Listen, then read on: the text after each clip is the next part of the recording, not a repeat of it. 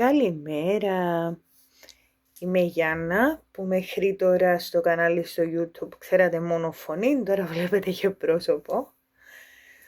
Η δημιουργός της ομάδας βιβλιοφιλίες, του blog Γιάννας Talk,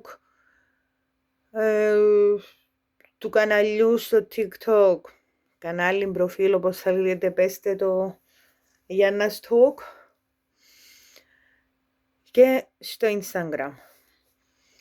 Link για τα προφίλ, blog και τα λοιπά θα μπουν στην περιγραφή.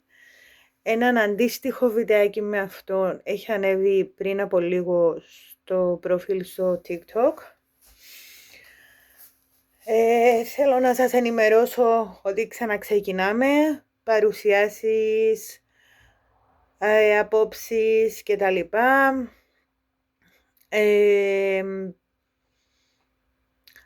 Θα κάνω βιντεάκι με τα διάβαστά μου, δεν ξέρω πόσα part θα μας πάρει, να μου πείτε αν τα έχετε διαβάσει και τις δικές σας απόψεις στα σχόλια.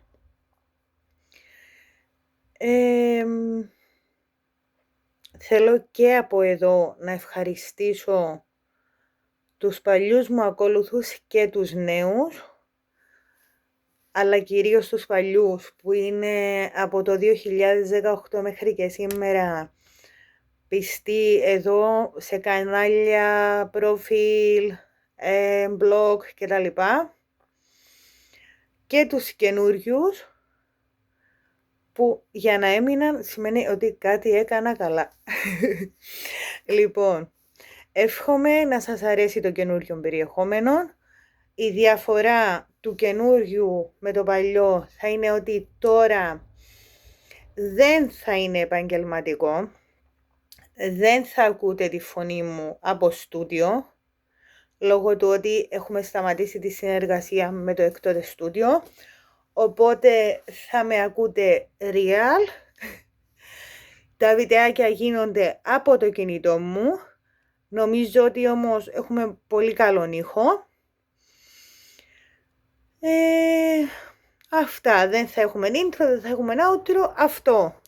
Θα είμαστε real. Απλά λιτά και απερίτα.